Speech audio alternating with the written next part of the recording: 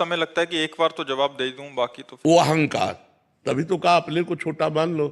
अहंकार एक बार तो ये मन में आता ही है, लेकिन वो अहंकार से प्रेरित है। अहंकार को बढ़ावा नहीं देना चाहिए, चुप हो जाना चाहिए। कई लोगों का भाव रहता है अगर हम चुप हो गए तो ये और बढ़ जाएगा। नहीं, आप चुप हो गए तो उसको परमात्मा ठीक कर देगा। उमा क्षमा साप होते भारी, अपने कर्म जाय अपकारी। जो आपका अमंगल सोच रहा है, आप चुप हो जाओगे तो उसको थप्पड़ परमात्मा का लगेगा, और आपका थप्पड़ बहुत हल्का है और उसका लगेगा तो बहुत जोर का लगता है। उसके थप्पड़ में आवाज नहीं होती, लेकिन पीड़ा बहुत भयंकर होती है। अपने थप्पड़ में तो आवाज होगी, उतनी पीड़ा नहीं होगी। ऐसी घटना घटा देगा कि सारा दिमाग ठीक कर देगा।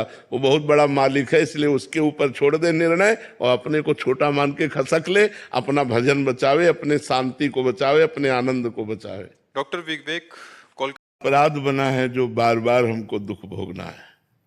वो व्यक्ति वचन के द्वारा, चेष्टा के द्वारा उपहास करेगा, गाली देगा, वो हमारी संपत्ति को छेड़ेगा, बार बार हमको दुख देगा, क्योंकि हमारा प्रारब्ध भोग है। इसलिए चुप होकर के सह जाना चाहिए।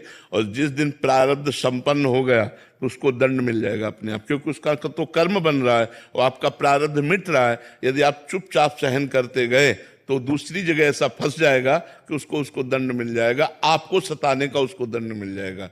विश्वास कीजिए, धर्म बिल्कुल चौकन्ना होकर चारों तो दिशाओं में व्याप्त है। धर्म की गवाही कौन है? दिन रात, आकाश, पृथ्वी, वायु, जीवात्मा, सब इंद्रियां, मन, यही गवाही है। जिनके द्वारा तुम कर रहे हो ना, यही गवाही है। ये साक्षी बन जाते हैं, हाँ ऐसा हुआ, एक सेकंड में ऐसा हो जाता है, वह किसी और की गवाही की। विचार करोगे तो आपको एक रास्ता मिलेगा जिसका नाम अध्यात्म है। कि आखिरकार क्या है, कब तक जिएंगे? रोज की शाम हमारी आयु को तो नष्ट कर रहे। अब जो कल की शाम गई, जितने मिनट जितने सेकंड हमारी आयु में थे माइनस हो गए। अब आज फिर माइनस शुरू है। आखिरकार हम मृत्यु के नजदीक पहुंच रहे हैं। तो खा करके, कमा करके हम अब केवल अपनी केवल आयु ही तो नष्ट कर रहे हैं।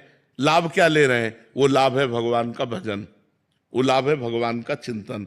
यदि हम आज एक एक श्वास राम राम बोले, राधा राधा बोले, कृष्ण कृष्ण बोले, हरि हरि बोले, तो आज की कमाई पक्की हो गई।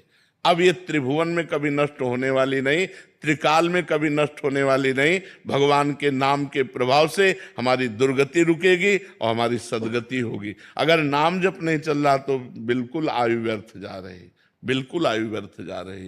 ये दुर्लभ दे तभी सार्थक है हमारा।